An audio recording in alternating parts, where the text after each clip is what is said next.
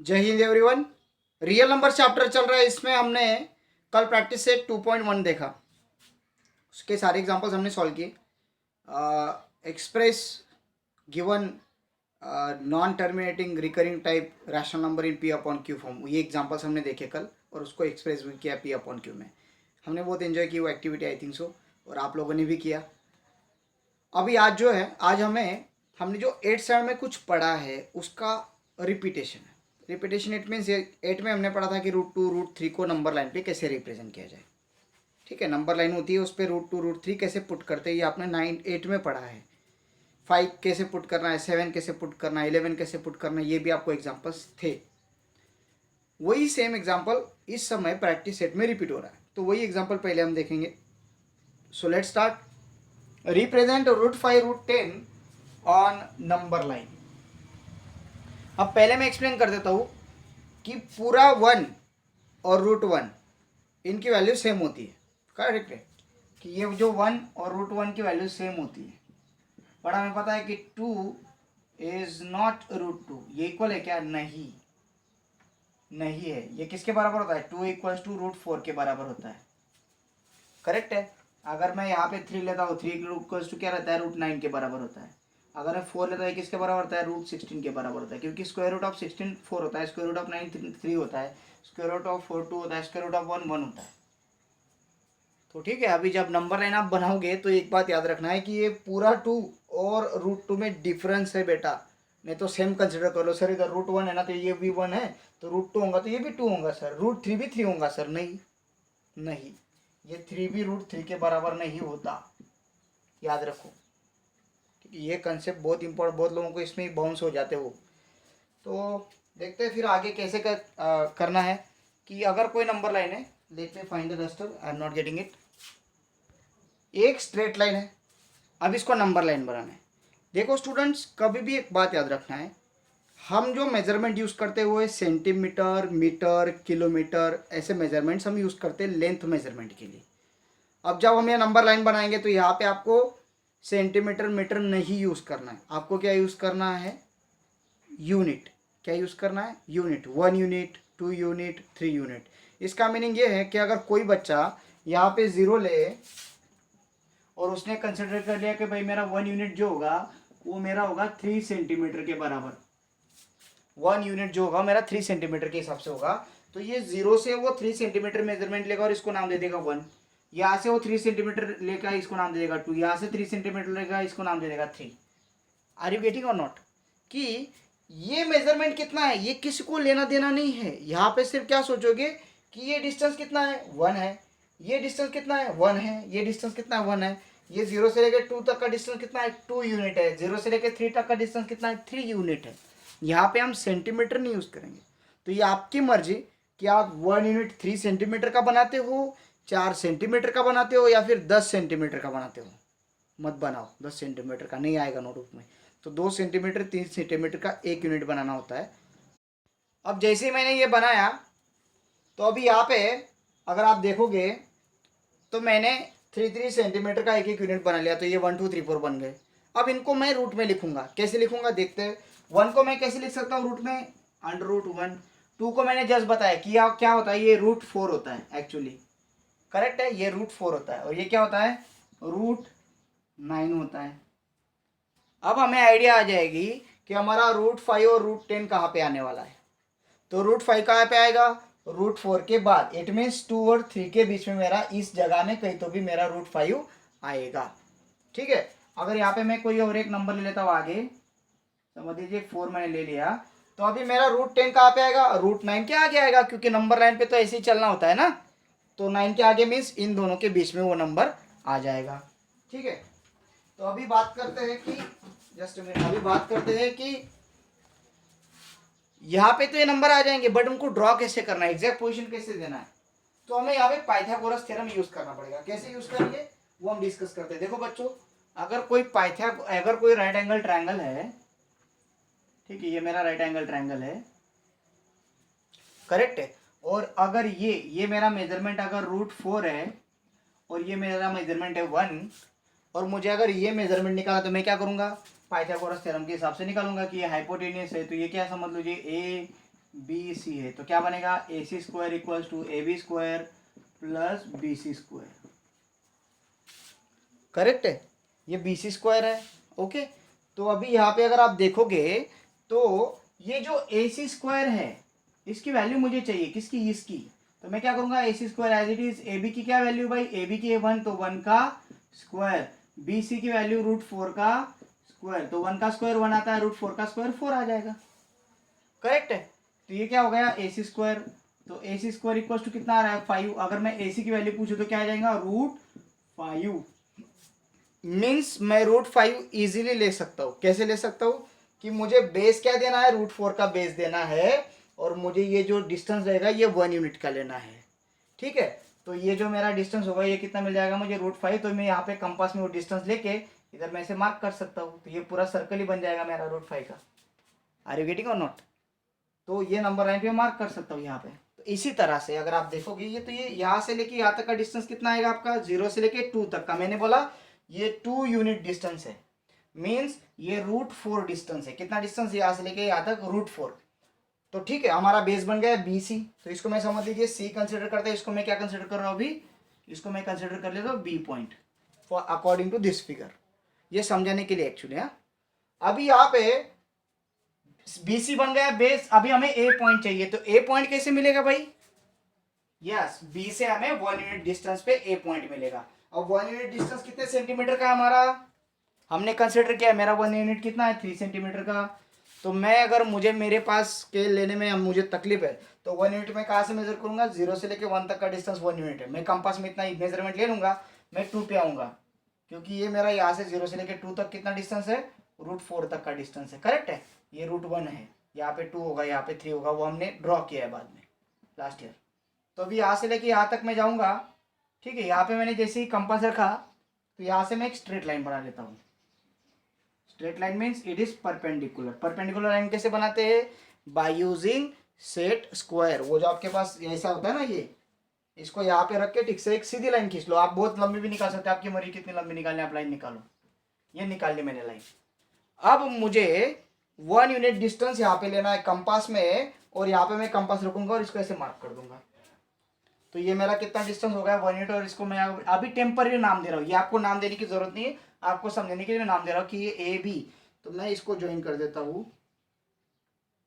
तो ये जो डिस्टेंस होगा, ऑब्वियसली ये डिस्टेंस मैंने कैलकुलेट किया। ये कितना डिस्टेंस है भाई, ये डिस्टेंस कितना है, √5 है, किया है ना मैंने कैलकुलेट। तो इसको लिखने की जरूरत है क्या, तो पहली स्टेप क्या थी, 2 √4 है, तो √4 से आपको एक सीधी लाइन खींचनी है, पहली स्टेप।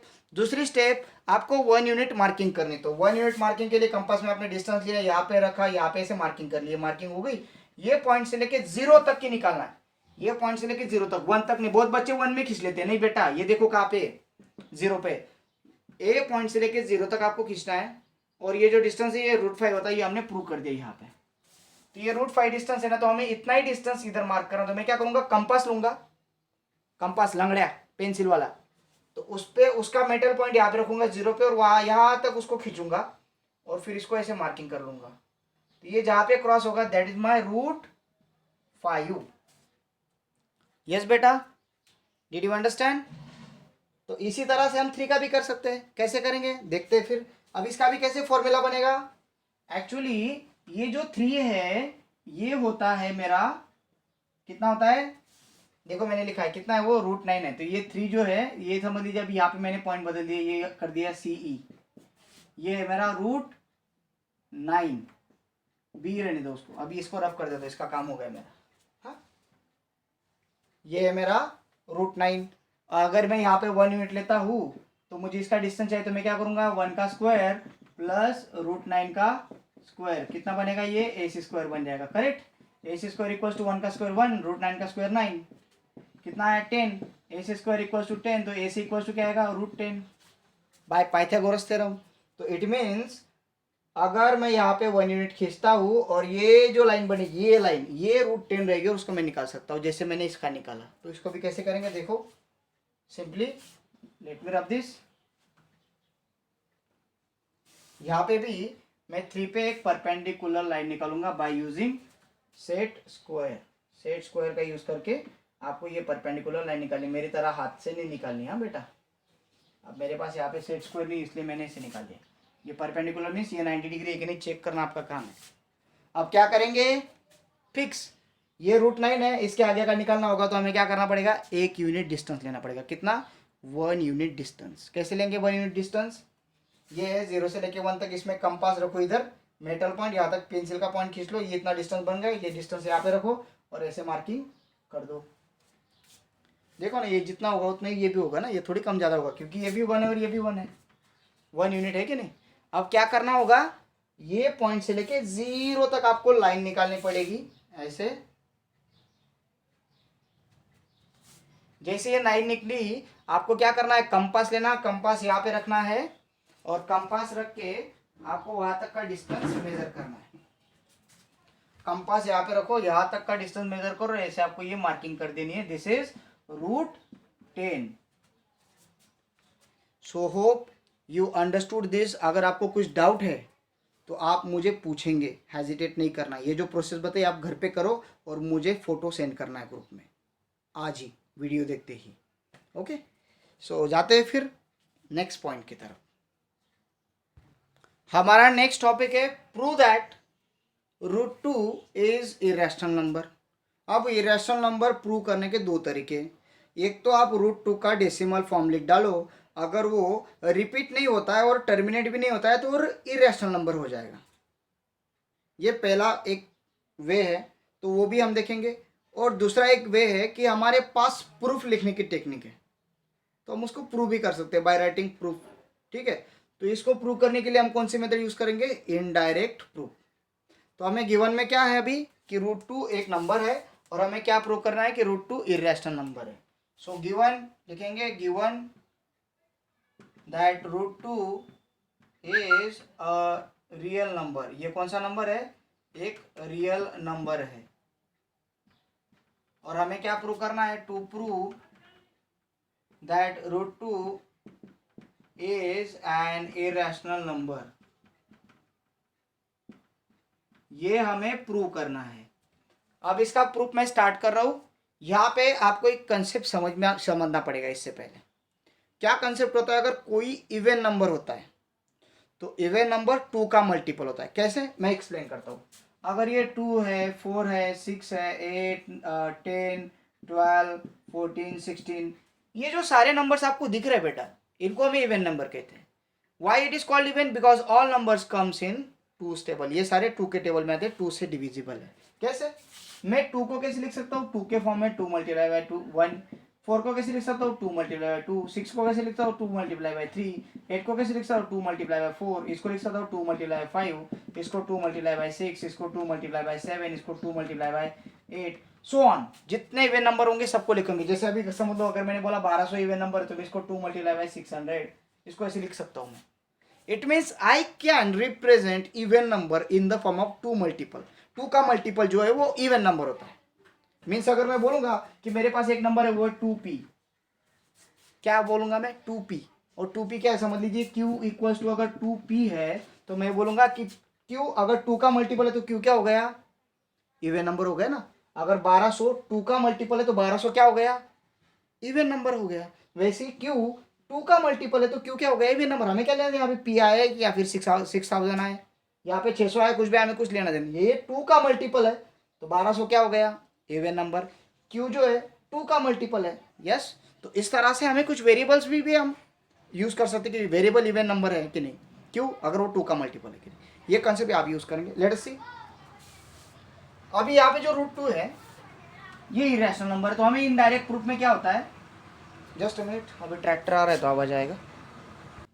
इनडायरेक्ट प्रूफ जो होता है, तो यहाँ पे जो चीज को प्रूव करना है इसको उल्टा कंसिडर करेंगे। कैसे करेंगे कि 2 इरेशनल नंबर नहीं है, नहीं है भाई, मैं नहीं मानता नहीं है, तो उसके अकॉर्डिंग हम आर्गूमेंट्स लिखेंगे और फाइनली हमारे जो आर्गूमेंट्स रहेंगे वो रॉन्ग हो जाएंगे कहीं तो भी। अगर वो रॉन्ग हो गए तो हमने जो कंसिडर किया कि इरेशनल नंबर नहीं है, ये रॉन्ग हो जाता है।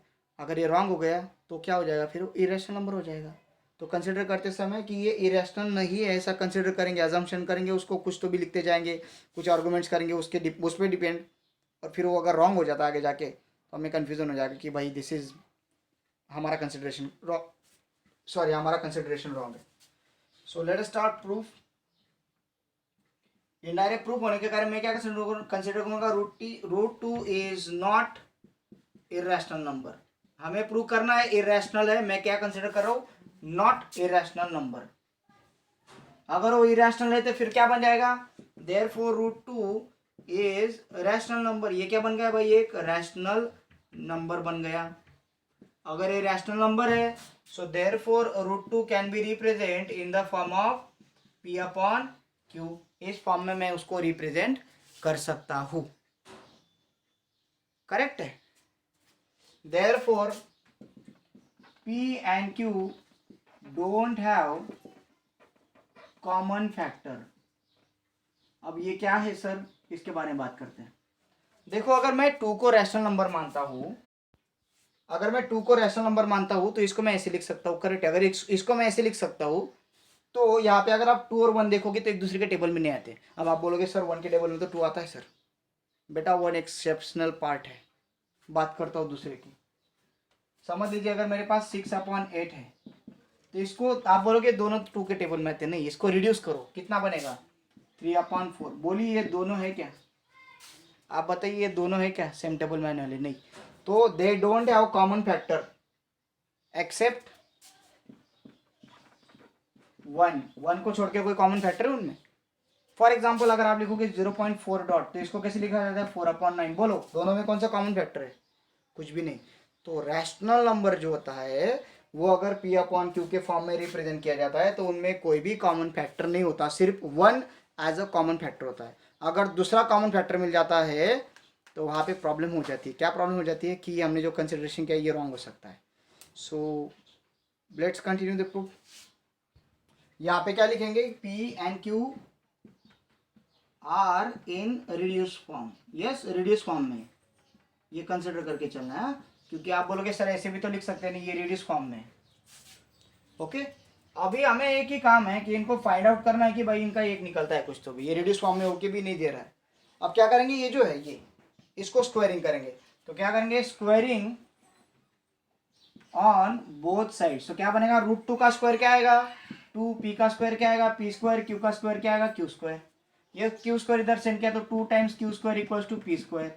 So therefore p square equals to क्या होगा 2 टाइम्स क्यू स्क्वायर। अभी आ गया, पी स्क्वायर 2 का मल्टीपल है कि नहीं। तो क्या लिखूंगा मैं, पी स्क्वायर इज इवन। अगर पी स्क्वायर इवन है therefore P is even. P क्या हो गया, इवन हो गया। It means P is multiple of 2। इसको मैंने क्या कंसिडर किया, फर्स्ट स्क्वायरिंग किया, क्यू स्क्वायर उधर सेंड किया। करेक्ट। इसके बाद अगर आप देखोगे तो ये p जो है, ये p इधर मैंने इसको घुमा के लिखा है, कुछ फर्क नहीं पड़ा। नहीं आप बोलोगे सर ऐसे क्यों कर दिया सर, इसको सिर्फ घुमा के लिखा। पी स्क्वायर जो है 2 का मल्टीपल है, दिख रहा है आपको। मैंने अभी जैसे एक्सप्लेन किया कि 1200 600 का मल्टीपल था 2 का, ठीक है। 600 2 मल्टीप्लाई बाय 600, तो हमें कोई लेना देना क्या है, सिर्फ ये 2 का मल्टीपल है। तो पी स्क्वायर क्या होगा, इवन। पी स्क्वायर अगर इवन है तो पी भी इवन हो जाएगा। पी अगर इवन है तो पी मल्टीपल ऑफ 2 है। 2 का मल्टीपल में लिख सकते हैं पी को। सो 2 के मल्टीपल में लिखा जाएगा तो देयरफॉर कैसे लिखेंगे, 2 इक्वल्स टू पी को कोई नंबर से मल्टीप्लाई करेंगे तभी तो पी बनेगा। पी अगर इवन नंबर है तो पी क्या है, किसी नंबर का मल्टीपल है। किसी नंबर का मीन्स टी का मल्टीपल है, कंसिडर कर लिया। अब इसको क्या करेंगे भाई बताइए, इसका स्क्वायर करेंगे, करो स्क्वायर, क्या बनेगा, p square equals to 4t square. ठीक है। अब यहाँ पे ये पी स्क्वायर की वैल्यू यहाँ पे पुट करेंगे, इसको मैंने मान लिया, समझ लो ए। हम जा रहे हैं, ये रफ कर रहा हूं मैं। ए में जैसे पुट किया क्या आएगा, 4t square equals to 2q square. देखो पी स्क्वायर की जगह पे 4t स्क्वायर पुट कर दे, यहाँ से उठा यहाँ पे पुट किया 2 स्क्वायर आ जाएगा। ये 2 को उधर सेंड करो तो 4t square upon 2 is equals to q square. अभी 2 जा 4 तो क्या आएगा 2t square equals to q square. देखो q स्क्वायर क्या आ गया, q square equals to 2t square आ रहा है। ये 2 ने 4 को डिवाइड किया 2t square, q square equals to 2t square आ रहा है। मींस q स्क्वायर 2 का मल्टीपल है तो q स्क्वायर क्या हो गया, इवन। तो q भी क्या हो गया, इवन। तो q इज मल्टीपल ऑफ क्या हो गया 2, तो इसको मानते हैं सेकेंड। करेक्ट है। So by first and second, first and second, 2 is a common factor of P and Q, but हमने तो ये माना था कि don't have any factor, correct है नहीं? हमने क्यों माना था? क्योंकि ये रैशनल नंबर है, रूट टू रैशनल नंबर, इसलिए उनमें कोई कॉमन फैक्टर नहीं है, बट उनमें तो कॉमन फैक्टर निकल रहा है ना, वो एक्स्ट्रा और निकल रहा है, एक्सेप्ट वन, वन को छोड़ के कोई नहीं है, बट यहाँ पे निकल रहा है, टू कॉमन है। सो हम क्या लिखेंगे? हमने यहाँ पे किया था अजम्पशन, देखो अज्यूम किया था, अज्यूम दैट, तो our assumption is wrong, therefore it's contradictory. ये क्या हो रहा है? Contradictory, therefore our assumption is wrong, so therefore root 2 is irrational number, hence proof। ठीक है, अब ये मेरा काम है जो आपको बुक में था वो समझा दिया। अब आप बोलोगे सर ये एग्ज़ाम में आएगा, तो मैंने जब 9th में टीच कर रहा था रेगुलर स्कूल में तभी बताया था कि ये प्रूफ नहीं आता है एग्ज़ाम में, सिर्फ एक्स्ट्रा स्टडी के लिए आपको दिया गया है। ओके, सो अगर आपको लगता है नहीं पढ़ना है तो आप मत पढ़िए, बट समझ लीजिए कि रूट टू हम ऐसे भी प्रूव कर सकते हैं। So thank you, have a great day. आज यहीं पे रुकेंगे क्योंकि आज एक्चुअली ऐसा हो गया है कि ये मेरा जो सॉफ्टवेयर है 3-4 बार करप्ट हो चुका है, तो मैंने 2-3 बार वीडियो रिपीट किया ये। So thank you, have a great day. छोटा सा वीडियो है, सॉरी फॉर दैट, बट मजबूरी है। So tomorrow we will continue with this. Okay, thank you, have a great day.